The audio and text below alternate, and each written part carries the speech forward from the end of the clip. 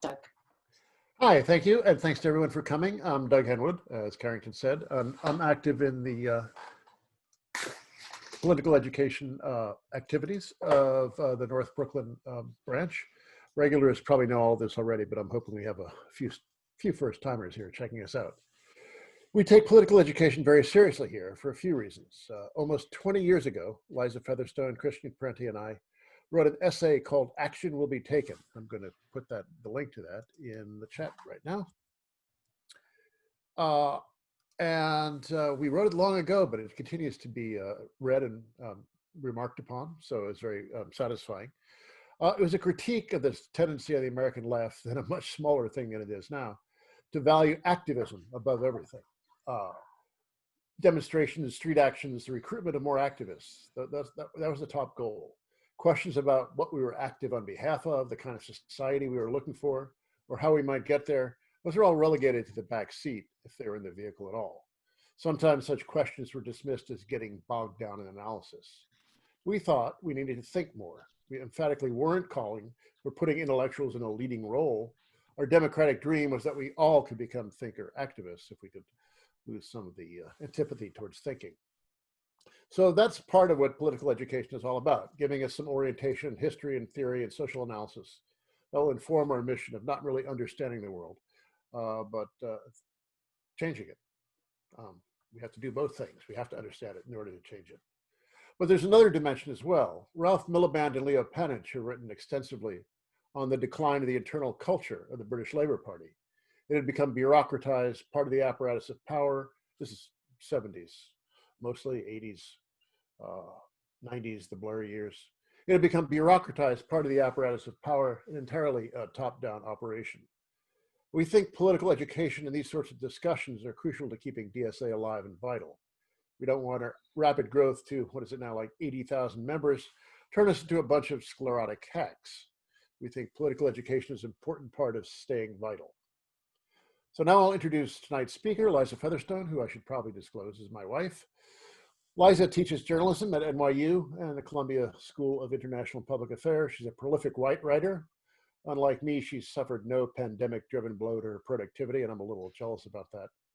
She's the author of a couple of books, Students Against Sweatshops, published by Verso 2002, Selling Women Short, about sex discrimination at Walmart, published by Basic in 2004, Divining Desire, a look at focus groups and the culture of consultation, published by Or Books in 2017, and she added a collection on the faux feminism of Hillary Clinton, published by Verso in that fateful year of 2016.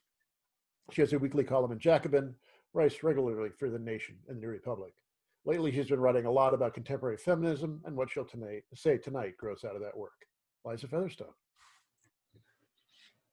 Thanks so much, and it's great to be with you all here. I hear so much about your North Brooklyn activities, and it sounds like such a great group, and I'm really happy to be with you tonight.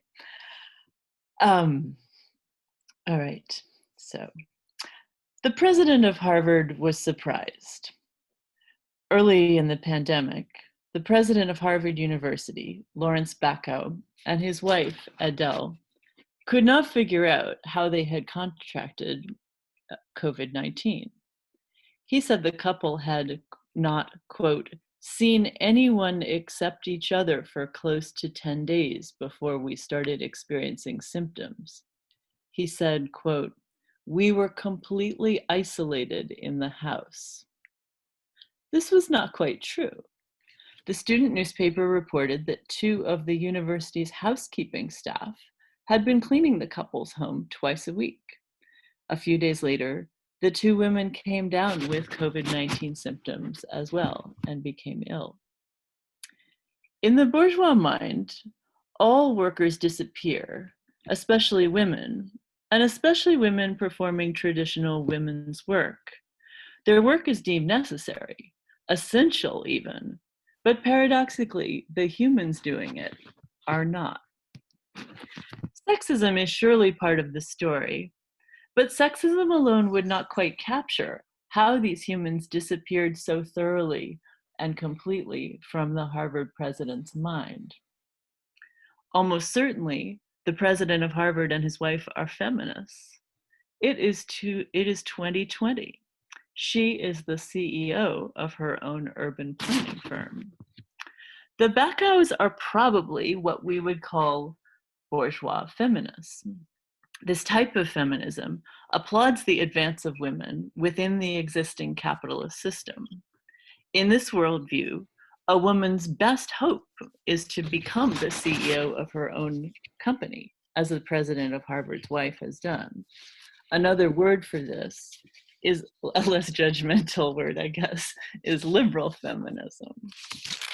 This is an advance over how bourgeois societies saw women in the past. In a traditional patriarchal view, which has, of course, in no way been eradicated, Adele Backo should just be happy to be the wife of the president of Harvard. She should devote herself to the extensive labor that such a position could entail, throwing teas, having dignitaries to dinner. That she can be a CEO and recognized for her own intelligence and societal contributions is an advance over that view, and not only for her.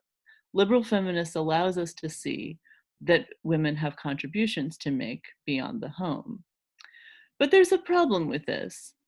Not that many women will become CEO of their own company.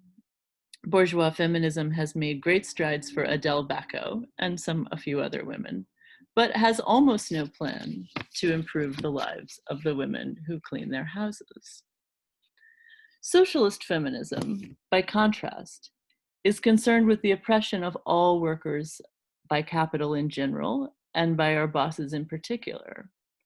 It is also concerned with all the ways women are oppressed as workers, both in the workplace and, whether paid or unpaid, performing the labor of nourishing life, caring for children, cleaning the house, or wherever you may be, just being pregnant, something that we don't always think of as a form of work. Socialist feminists agree with liberal feminists that patriarchy is a problem. We recognize that the president of Harvard's wife deserves to do more with her life than serve tea, and we're happy for her. But we also think that capitalism is the bigger problem, and that most people have more in common with her housekeepers, whose life can only get better in common struggle with their fellow workers against capital. It is that vast majority of women who need a socialist society. In times of low or stagnant class struggle, liberal feminism is inadequate to the political challenges of fighting for women's liberation under capitalism, but better than nothing. Liberal feminists can be our allies in fighting for abortion rights, equal pay for women workers, against sexual harassment in the workplace. But when socialism is on the march, in many different situations in history, we've seen that sometimes bourgeois feminism can be used against socialism. So Bolshevik thinker and leader Alexander Kollontai, organizing in the early 20th century in Russia before the revolution, used to heckle the meetings of the bourgeois feminists. She uses this word heckle. I'm heckling them, seeing their project as deliberately divisive. She argued that that these feminists cast men as the enemy when working class people needed to fight the boss class together. We saw this, and she also attacks them for writing and speaking of men in very stereotypical terms, that they're always drunken and violent oppressors of women. We saw this, not so much the drunkenness, but all the rest of it, in 2016, and to a lesser extent 2020, in the way that liberal feminism was deployed to undermine Bernie Sanders and his followers, representing them as sexist, rude, often comparing them to the reactionary and violent followers of Donald Trump. Sometimes this was effective as a media narrative and as a way that some people came to understand the political situation. Just in the way that Kollontai identified in pre-revolutionary Russia as a strategy of division, bourgeois feminism can work well as anti-socialist propaganda. But as in Kollontais' time, we also have socialist feminism now. And something that's very exciting is that we've seen in the last few years an explosion of interest in both socialism and feminism. But unusually, we've also seen more discussion of socialist feminism in recent years. More conversations like the one we're having right now, more socialist feminist reading groups, more socialist feminist organizing, more people of every gender seeing themselves as socialist feminists. Socialist feminism is a rich intellectual and activist tradition, and I have recently been especially interested in a conversation known as social reproduction theory, which has been enjoying a big revival in intellectual circles, but also somewhat popularizing as well. It is not all that theoretically complicated, even though it sounds like a sort of a multisyllabic. Its core insight is that while capitalist profit-making is completely dependent on the essential work of caring for people, keeping them alive and healthy. This is what Tithi Bhattacharya, who has done a lot recently to revive social reproduction theory, what she calls the processes of life-making. So while capitalist profit-making is totally dependent on this work, it is also completely at odds with this essential work. So the logic here is profound. Capitalists must make profits, but profits are impossible without workers. As Bhattacharya explains, capitalism depends on workers being alive and reproducing new generations of workers. But capitalists don't want to help out with that. They must perennially try to drive down the cost of life-making. They don't want to pay high taxes, so the institutions that sustain life, public schools, hospitals, parks, go underfunded. And in fact, when there is a crisis of profitability, these are the first institutions to suffer. And similarly, nannies, teachers, home healthcare workers are devalued as people. Their labor unpaid or underpaid, and even the family wage, if we look back at the mid-20th century, which allowed the ward cleavers to earn enough for the June cleavers to stay home and attend to life making, essentially a stipend for her housework and child rearing labor, June cleavers, that is. It turned out to be much more than the capitalists of America were willing to pay. One way that a lot of women experience this is through pregnancy discrimination, which is widespread in the American workforce, especially for low-wage workers. A boss who refuses to hire or accommodate a pregnant woman is communicating clearly that he is unwilling to pay to support the next generation of workers. Anyone caring for a baby presents a problem for capital, because babies are, as the writer Maureen Stakasik recently put it, time murdering. They create no value for the employer, and they compete for the employee's time. Capitalists in the future will need people to work and make profits for them, but capitalists of the present could not care less about those future capitalist needs for healthy, well-educated workers. It's very similar to the way that capitalists of the present don't care how climate apocalypse might affect their 2050 counterparts. Like the health of the planet, the well-being of children is one of those issues that makes jarringly clear that capitalists have no long-term commitment to capitalism, and they may have no real short-term commitment to anything beyond their own specific profits either. The Marxist thinker James O'Connor argued back in 1988 that capitalism has a tendency to neglect or destroy the very things that make it possible: nature, infrastructure, communities, families. Although the basis for social reproduction theory can be found in the writings of Karl Marx and Friedrich Engels, and even in earlier socialist thought, the theory came into its own in the late 60s as second wave feminism, um, uh, as a second wave feminism brought in a lot of left feminist intellectuals, people like Selma James and Sylvia Federici. They wanted to apply a materialist analysis to the experience of women, and also to force materialism and Marxist theories to account for women's mostly unwaged labor in the home. A 1969 Monthly Review article by Margaret Benston, a Canadian chemistry professor, analyzed the political economy of women's unpaid work, and some people credit her as some people credit that article as being part of the beginning of social reproduction theory. A lot of credit is also given to the wages for housework movement and to Selma James especially.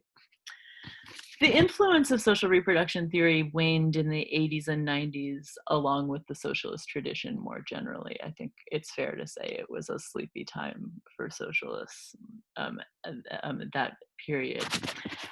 For a couple of decades, it seemed that white feminist intellectuals could do nothing but argue about pornography. But in recent years, it's made a dynamic comeback in the academy and to some extent for a more general audience. We've seen a number of new journals dedicated to social reproduction theory. It has received some coverage in N+1 and a lot of other more widely read places.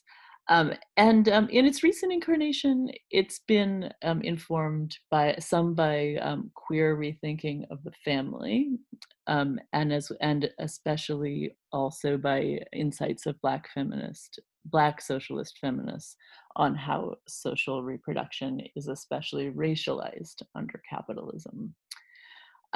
Theorists have also, in this wave, been much more skeptical of addressing the problems of social reproduction voluntarily. So in past incarnations, you could see people offering the idea that maybe people should form radical feminist communes, or perhaps men should be better, or those kinds of small scale, more personal solutions. The current theorists have been much more skeptical about that, and have pretty strongly argued that the problems of social reproduction, the problems of care work in the society, require confrontation with this capitalist class that is indifferent to care work and to the women who provide it. We see that decent childcare in the United States has been scandalously hard to come by ever since women began entering the workforce. That's been a persistent problem. Today, more than half of mothers report working fewer hours because they can't afford childcare. A quarter have at times left the workforce entirely in order to care for children. Black and Latina mothers struggle especially with access to good childcare. Childcare workers are paid disastrously low wages, an average of $11 an hour. And this is despite the well-established emotional and intellectual importance of the first 3 years of human development. At the same time, there's very little oversight to daycare. Parents are expected to inspect each potential child care center themselves, evaluating them for health and safety risks with in most of our cases, limited time and expertise. The crisis in social reproduction that we're seeing now is part of the problem lies in government as well as in the private sector. So not only do capitalists not want to pay for adequate social reproduction for their own employees, they also don't want to be taxed adequately so that governments can do it. So all over the world, states have grown less generous in helping workers take care of the rest of their lives, and particularly their children. There's been less public money for childcare and K through 12 education, even in more generous Western democracies. But in the United States, the situation has been particularly dire. Austerity has resulted in cutbacks to public services, which creates more work for women at home, but also seriously affects those who are public sector workers. So the crisis of capitalism is a particular crisis for women. And I think for most people, will have a gut feeling that that statement is true. But there's also a lot of empirical data to show that that is the case. There are time use surveys, studies of how people spend their time, show that women spend twice as much time as men house cleaning and preparing food. They spend 3 times as much time on laundry. They do 4 times as much physical care of children, say changing diapers, giving a baby a bath. So to look at the crisis of social reproduction is to ask the question, how much labor can women possibly perform at once? Jenny Brown, whose work I highly recommend on these issues, in her book last year, Birth Strike, The Hidden Fight Over Women's Work, she argues that ordinary women are resisting these working conditions by doing what sensible people do whenever their working conditions are terrible, go on strike. They are going on strike. She argues that birth rates are declining because women are refusing the labor of reproduction. She points out that this has considerably raised the stakes for abortion politics. The right-wing assault on abortion rights forecloses women's ability to refuse and resist labor that is becoming more and more difficult to perform well, if at all. So you'll find that some of the most insightful socialist feminist thinkers and activists have been Black women, whether the Combahee River Collective or Angela Davis or many, many others. And one of the reasons for this is that especially in US society, but also all over the world, race is an amplifier of the contradictions of capitalism. When we say that women do the work of life making in our society, this is especially true of Black women. Because of the history of slavery in our country, a white ruling class became accustomed to Black women's housekeeping and caregiving labor. And after centuries, women who perform that work are still very exploited. And as the story of the Harvard president shows us, very invisible. When we say that bosses benefit from the cheapening and devaluing of women's labor, this is even more true of what Black women experience. As well, Black feminist thought is largely free of and actively in tension with some of the misandry that runs through bourgeois white feminist thought. That's because, just as Kollontai argued of the proletarian women before the Russian Revolution, Black women have had to look to men as comrades in struggle. You won't beat the white ruling class if you've decided everyone toiling and struggling beside you is the enemy. I want to say a little about how both communist and social democratic societies have sought to improve the situation of women based on some of these insights.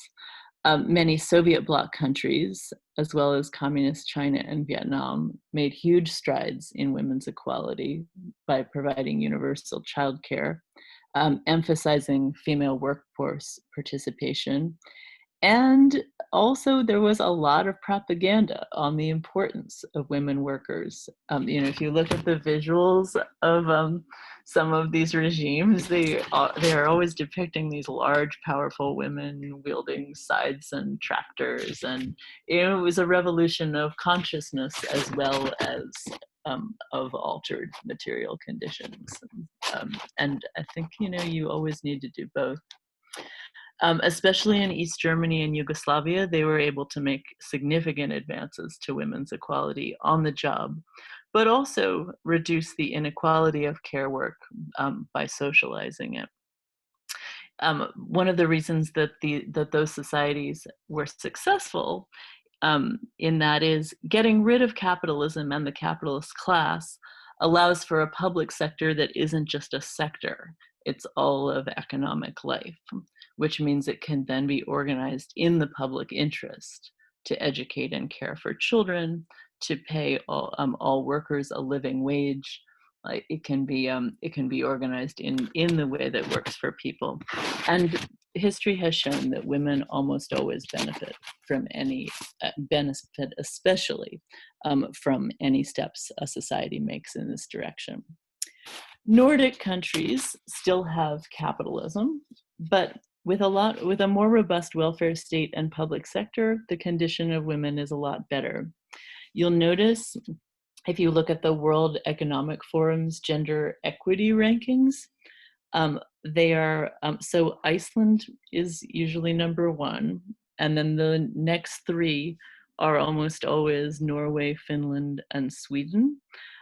All countries that take basically the same approach to family policy, supporting children through universal programs, and so essentially doing much more than we do to socialize caregiving and social reproduction, rather than doing the other thing that some progressive European countries do of reorganizing work to free parents to spend more time at home. That approach has a lot of good things about it, but it does not result in more gender equality. The superior approach of the Nordic countries is definitely results in more gender equality. And what's interesting to me is that this approach consistently lands these countries in the top of the very bourgeois World Economic Forum rankings. These aren't socialist rankings. The categories that they're measuring are political empowerment, health and survival, educational attainment, economic participation. So what the data demonstrates is that the only way to reach liberal feminist goals is by moving a little bit closer to socialism. So I just I don't want to talk for too long. I want to get to the discussion, but I'm just going to say a couple things. Just throw out a few things that I think are particularly fertile terrain for socialist feminist organizing right now. Teachers organizing and teachers strike, and we've seen a lot of that over the last couple of years.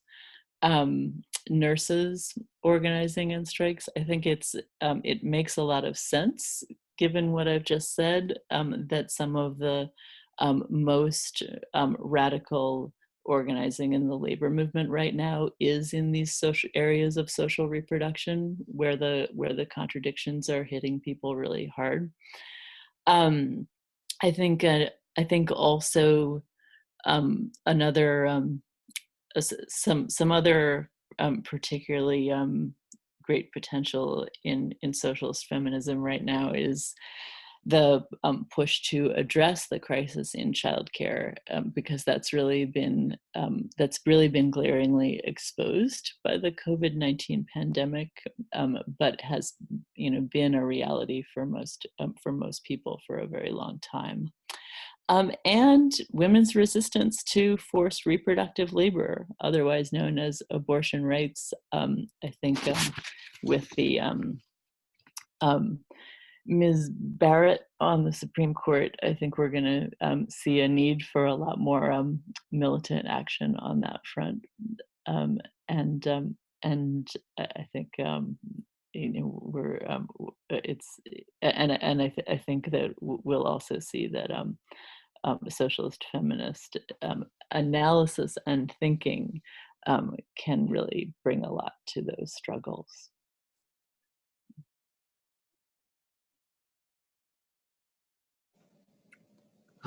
Amazing. Thank you so much, Liza.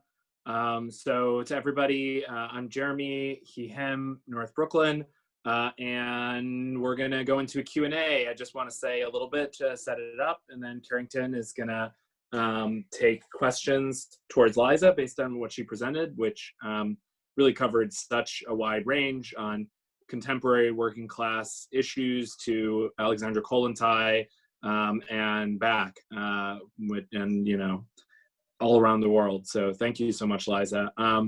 So just for our general norms that we have here, just to remind everybody, everybody's here to learn. So please assume good intentions in one another and be comradely generally. If you want to get in line to ask a question, please just write stack. Some people know this is old hat, but again, as Doug was saying earlier, some new people, write stack like I'm doing just now into the chat to get in line for a question.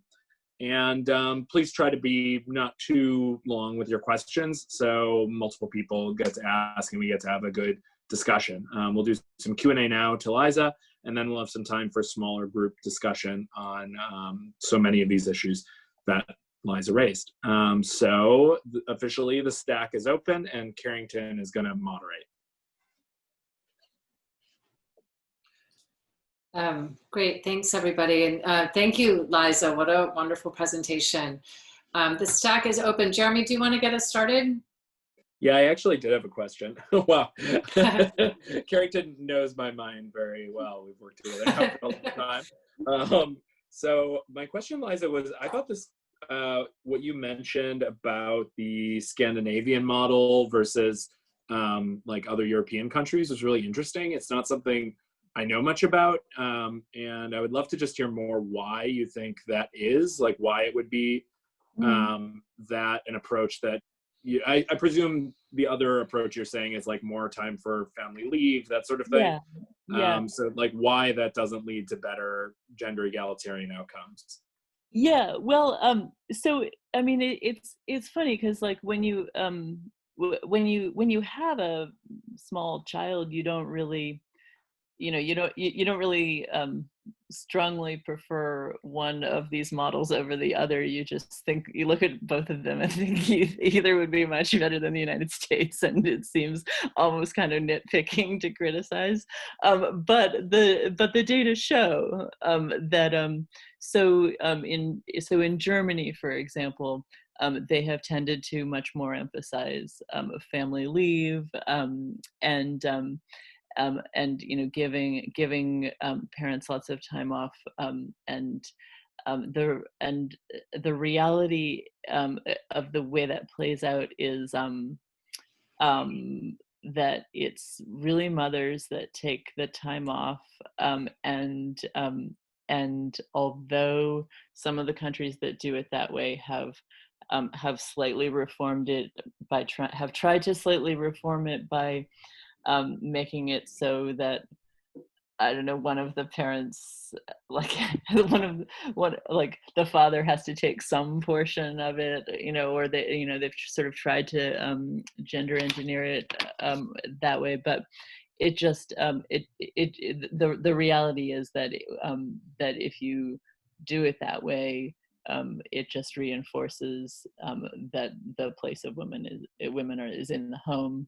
It undermines their their influence and progress in their workplaces, and their ability to be in the world as workers, and also just doing whatever they might want to do.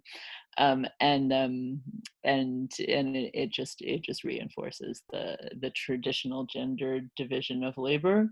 It's definitely a higher quality of life than the status quo of doing nothing for workers and the sort of neoliberal model of making families completely on their own. I mean, it's preferable, but it is but the far more feminist model with far more feminist results has been the Nordic model or the communist model. Like those both work.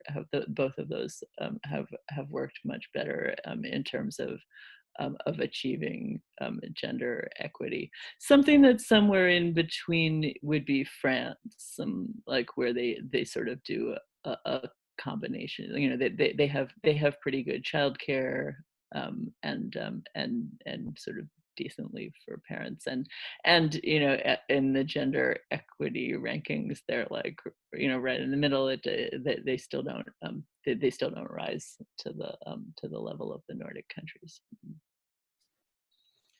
Thanks. So next up is Ashley, followed by Obi. Hi, I really loved your point about that the best way to reach liberal feminist goals is actually to go more radical through the route of trying to achieve socialist feminist goals. I think that generally tends to be the case. It's almost like if you aim for too moderate, your results will be even worse. So I'm curious as to like what your thoughts are, given that now we have a moderate leader, or will have a moderate leader as president, and the Supreme Court being what it is. What you think might be the situation with reproductive rights and just feminist goals in general for women, especially with COVID, with where we are right now? Yeah, great question. I mean, I guess I think that it's sort of hard to say much that is very intelligent about the Biden administration, since it sort of seems like amazing that it's even going to come to pass. But this whole year has been so strange. But I think that yes, you are exactly right that to get the Biden administration to do anything along these lines, I think that lots of radical organizing will be required. I think some areas that are probably fertile and potential, that like areas that Biden would be more likely to do something than a Republican, probably would be childcare, for example, and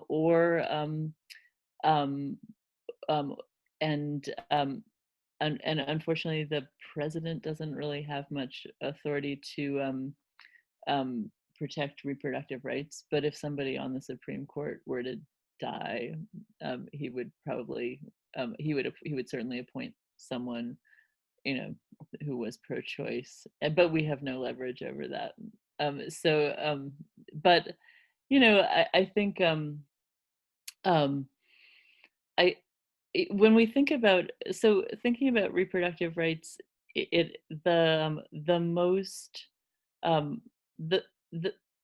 whenever we have had success in expanding reproductive rights, and this is again thinking not just about the United States but thinking globally, it is always because of some radical action and not because of a policy that was initiated from the top. So, for example,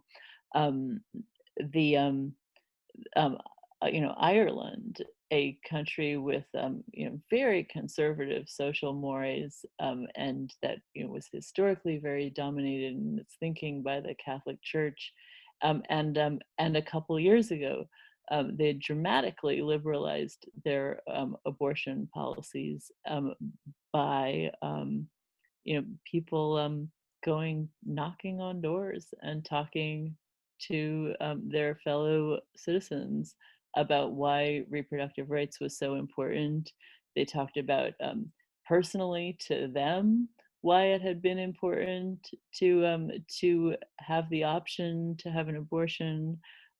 They did what we do in DSA that we know is so effective, like knocking on doors and talking to your neighbors. And I think that's one of the ways that socialists, I think, have a lot to contribute to what are sometimes overly legalistic liberal efforts, right? I mean, the reproductive rights movement has largely been confined to these lawyers writing legal briefs, these nonprofits, and we know that that the way to the way to change things is to protest in the street like they do in Poland, or to knock on doors like they do in Ireland, and like we do for all kinds of other issues. We just haven't done it for this.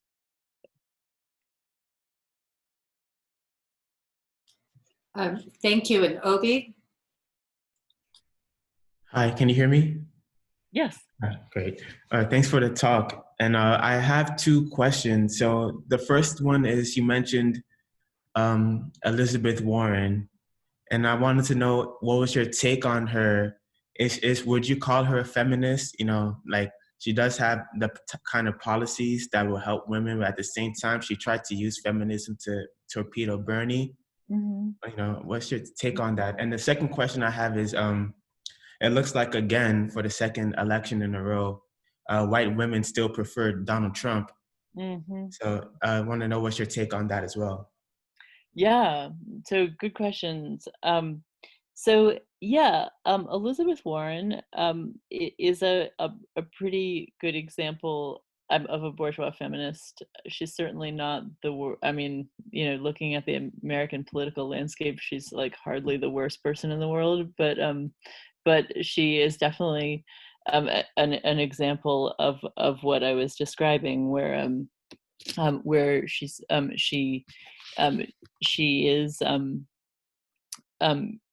she is a liberal feminist. She has argued for some concrete reforms that would help women's lives. On the other hand, you certainly did see how her candidacy was often used to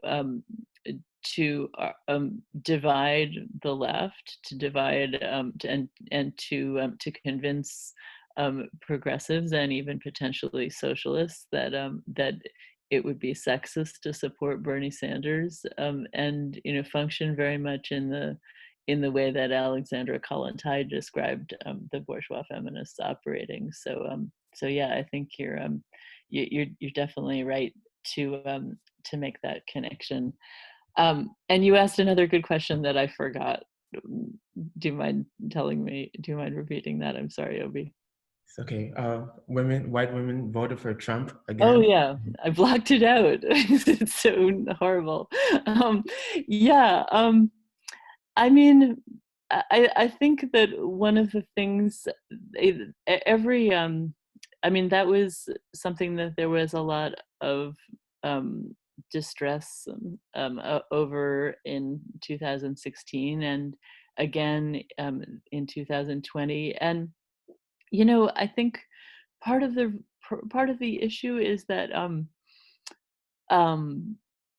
feminism, liberal feminism, just does not have that much broad traction in the society as a whole.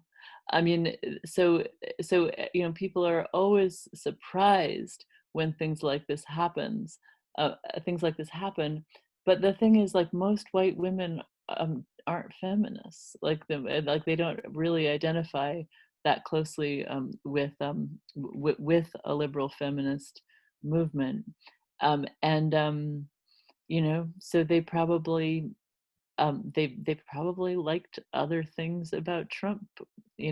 Perhaps they liked him for racist reasons. Perhaps they were just kind of conservative and hoped that they wouldn't have to pay taxes, and you know, and maybe they were just, you know, like a lot of white women are Republicans, you know, I mean, and might vote for any Republican, even though, you know, Trump seems particularly terrible to many of us. You know, he seemed like a normal Republican to a lot of conservative Americans. So, so I think a lot of it is that I think that, you know, people vote for all kinds of reasons: their economic circumstances, their whiteness, you know, that's a real reason, or they're you know, or they're just sometimes also, a lot of people are very misinformed. I mean, there's just so many different reasons. But in any case, there are so many different reasons why people vote for Trump, and I think that liberal feminism actually has very little traction in the society as a whole, and so it's actually sadly not that surprising that a lot of white women wouldn't weigh it that heavily in deciding who to vote for. Thank you so much. Next up, we have Frank R, followed by Lee. Hi, Liza. So kind of related to the liberal feminism not having that much traction. You kind of see different things, like we read about the Harvard housekeepers strike and how they kind of tried to use Sheryl Sandberg as a sort of like fulcrum to attack her, and you kind of see this thing, these kinds of things like after Me Too and stuff, and criticizing female CEOs for their anti-labor practices. Mm-hmm. Do you see like kind of using liberal because every corporate person has to be a feminist now, but it's like feminism.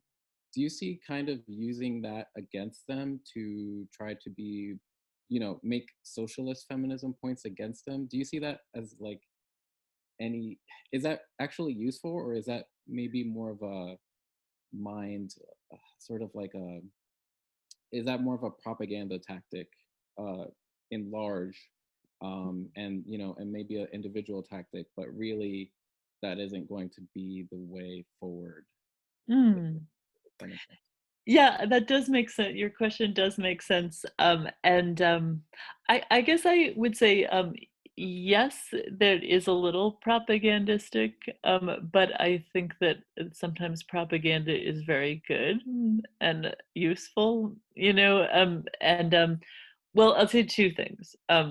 One is, it is a powerful propaganda. It is a powerful propagandistic tactic because it reveals, when you focus on the contrast between these women CEOs' stated feminism and the way that women workers are treated in their companies, for example, then that's propagandistically powerful because it strikes at exactly the contradictions in liberal feminism, that not everybody can be the CEO. The vast majority of us are going to be the workers, and so that a feminism that only works for the CEO is precisely the wrong kind, for the vast majority of humans. And so I think it's propaganda, but it's propaganda that gets people to see something really important in a way that sometimes just a sober, well-reasoned argument might not. On the other hand, and I think it's also I think that going after individuals is also good because it helps people to I think that it's good to personalize the class struggle, because the class struggle, like the capitalist class, is a structural thing, but it's also people, You know, I think it's fine to sometimes say, look at these people who are benefiting from this horrible situation, and and these are the people, and just look at them. It's really disgraceful. And I think that it's good to I think it's good to do that, because it helps us to make the struggle more concrete.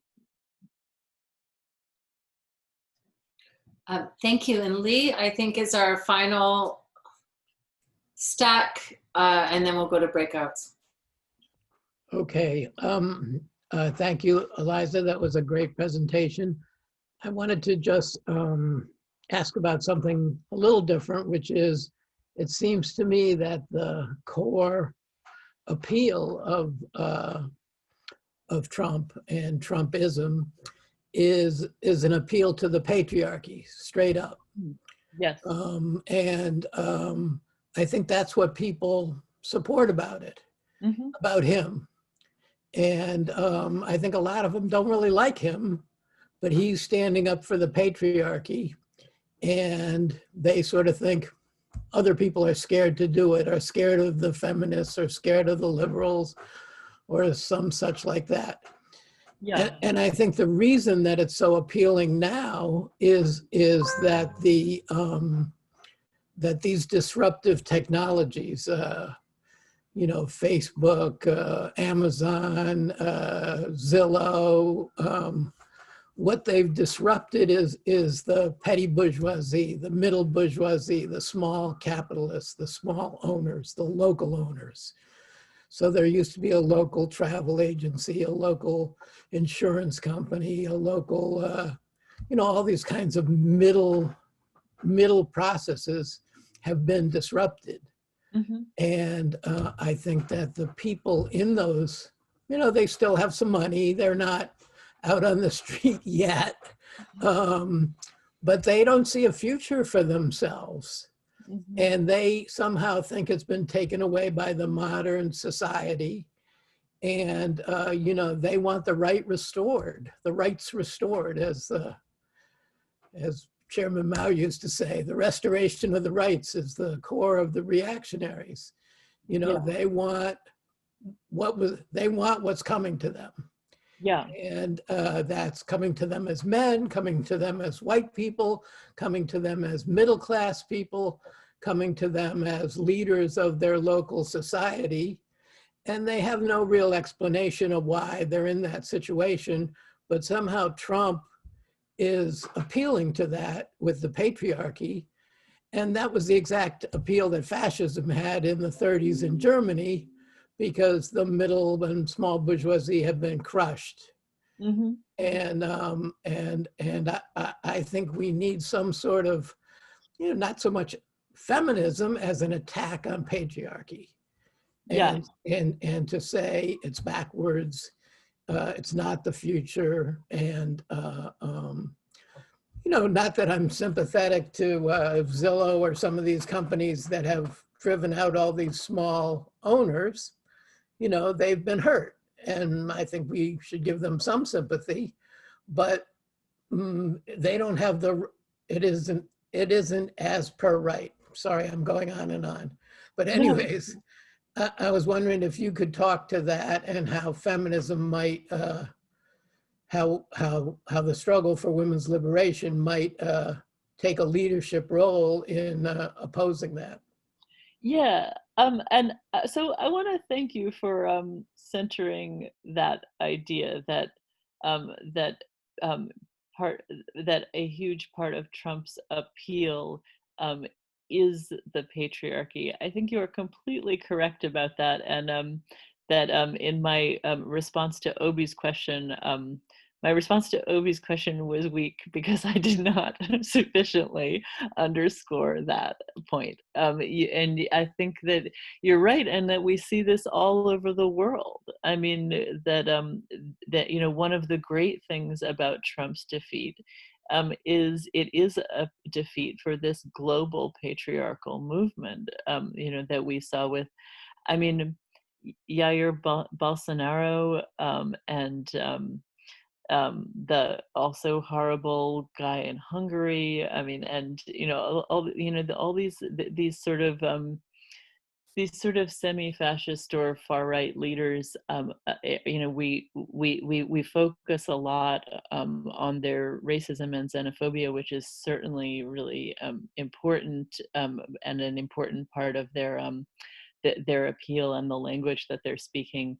But the patriarchy may be an even bigger part of it. And so yeah, just to revisit my answer on the question of white women, not only does it show how little traction liberal feminism has in the population at large, but in fact that a movement against liberal feminism has been tremendously effective, and I think that you saw, I mean, in part of the reason that Trump just lost was partly because women organized. I mean, like, not just women organized, a lot of other people did too. But I think that I think that the his victory was the triumph of a patriarchal movement, and his defeat is certainly a sign that that the forces of anti-patriarchy are also on the march, and that is certainly encouraging. But yes, it's a global movement, and part of it is this this fallout from the forces of modernity. I don't think that, so for a lot of these, I mean, for a lot of Trump's base, these petty bourgeois people that you're describing, I think that I think a lot of them couldn't be won to socialism. I think a lot of them, are see themselves as small capitalists, and they wouldn't like a lot of the changes in society that we're calling for.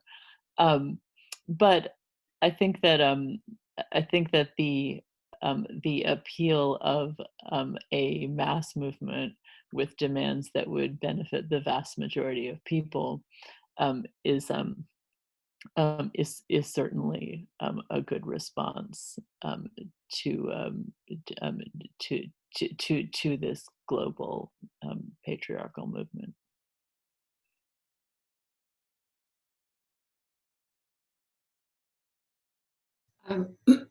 Thank you, and thanks everybody for your good questions. So we're going to go into breakout rooms now and stand by to be teleported. One is back. Oh, yeah. And we're going to give some report backs, if that's okay. Okay. So I wonder if breakout group 1 is able and willing to give a report back from your discussion. Let's do it. Let's. So my name is Carly. Is there a designated person? That's me. Hi, I'm Heather. Pronouns she, her. Thanks for having me. Totally a pleasure. So we had a fabulous group of mostly teachers, and we went through all our questions, talked about how, talked about the difference between liberal and socialist feminism being the fact that liberal is, the 1%, and that socialist feminism is everyone else, and that needs to be, I think a lot of the liberals just see like elevating women, but really socialist feminism can elevate all of the issues. And that got us into race and the struggle of COVID, how it's very inequitable in terms of women's gender roles during COVID. You've got people complain about how much women are having to do during this time. and like women, white women are able to find these solutions and they're just in a different class place. But then women of color, as teachers, a lot of us teach students of color, and so like watching these women having to do the childcare and their jobs and juggle it all, and it's not equitable.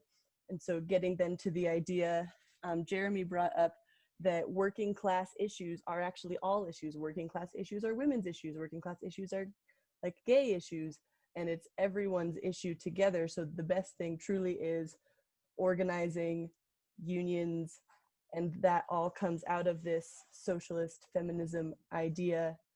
Also, we got the first line of Barks from Jason. We just had a really great time. It was a truly magical experience in group 1. Wonderful. Thank you for the report back. How about group 2? That would be Liza's group.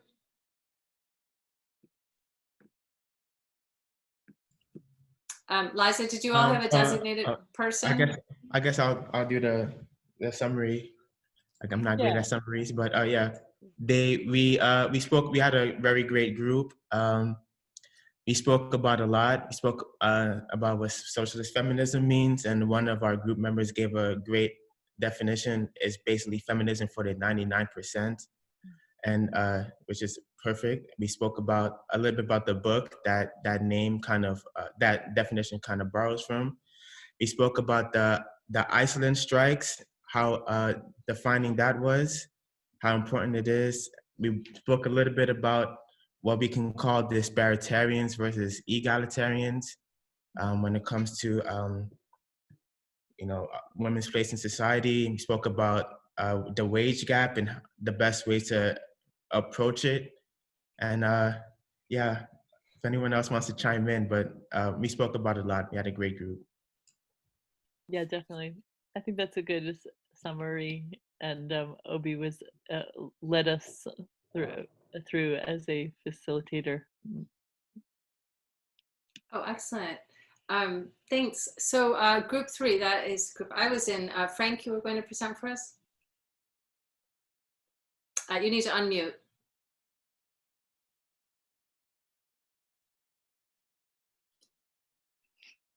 Okay. Yes, we had a great discussion. We talked about one of the differences between liberal and socialist feminism was that liberal feminism kind of tries to keep economic democracy off the table. So in that way, it's sort of a reaction or a counter to socialist feminism. And Sarah also brought up a great point in that liberal, white, corporate feminism, whatever you want to call it, is very US centric and very, Western Europe, very centered in the West, whereas socialist feminism can be more international. And we also talked about sort of the gender division of labor and the sort of jobs that women fall into, especially with other people's experience with organizing.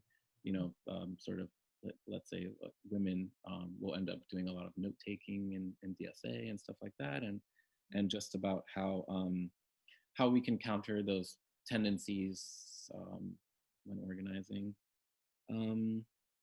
Yeah, that's pretty much it. Thank you. Excellent.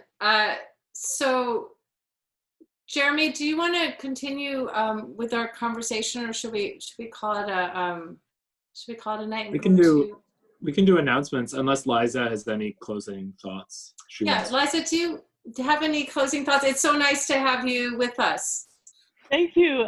It was really great being with you all, and no, I don't really have any closing thoughts. I'm sorry. I really have enjoyed this discussion with you very much. Well, thank you so much for joining us, and we hope you'll come join us again. Yes, please. So Jeremy, if you want to go ahead. Sure. Thanks, Carrington. And thanks, Carrington, for emceeing tonight. So just a few announcements. So one thing, this is a Polyed thing, but we were thinking about maybe doing a socialist holiday movie possibly thing, like screening, virtual screening. If people have ideas as to what movie we might show, just like put them in the chat. If you have like requests. Pride, yeah, we talked about Pride maybe, so I really love Pride. But if people have ideas, just put them in the chat, put ideas for socialist holiday movies. There'll be popcorn, socially distanced, of course, but yeah, we should have a good time after our last session of night school for the fall, which is coming up. It is, sorry, let me just pull the date here. Night school is on December the 7th. It's our last one for the semester, and it's on social movements, like why social movements matter, how they work, when they win, when they don't. We're gonna have one of the leaders from our racial justice working group, Rachel Himes, is going to be presenting, and we'll look at some of the history of the civil rights movement, how the civil rights movement was actually really socialist, the things they don't want you to know, and how the civil rights movement won what it did win and where it fell short because of capitalism being generally the sort of answer that night school gives. So come to the last night school of the semester. Other things, if you aren't a member yet of DSA, please join. As you might have seen the chat earlier, we have 85,000 members. DSA has been growing like exponentially really recently, in part, I think, because the election, in part because we're working at it, we're recruiting. So please get family, friends, coworkers, co-religionists, the person you see in the bodega, whatever that you complain about capitalism with, like get them to join DSA. If you want to get more involved in political activism around issues that came up today, we have a Socialist Feminist working group that you can email to get involved with. We also, I mentioned in our working group that our healthcare campaign for the New York Health Act was kind of born out of our Socialist Feminist working group for social reproductive reasons in the way that Liza pointed out. So you can get involved in our healthcare campaign. And then we have kind of a big campaign rollout that we're doing now to tax the rich in New York State. We're looking for activists and leaders to do that work because we want to raise $50 billion for New York State, and we're gonna get it from the rich. So we have a bunch of events coming up in order to learn more about that campaign and to get involved. I think that's mostly it. We have a branch meeting this coming Tuesday after the holidays. So especially if you're new, but just everybody's welcome. We're going to talk about the Tax the Rich campaign more. We're going to have Michael Hollingsworth. I don't know if this is actually public information, but I'm telling it to you anyways. Michael Hollingsworth, one of the DSA endorsed city council candidates, is going to come and speak at the meeting and talk to us about his campaign and how to get involved. So it should be a really great meeting. Bring people along. And yeah, and more political education. If you want to get involved more, please put down, email us at any point. Come to the next night school. And again, thank you to Liza. Thank you to Carrington. Thanks so much. I think that's all I have to say. So have a good night, everybody. Happy holiday. Bye, everyone. Yep, thanks. Bye, everybody. Bye.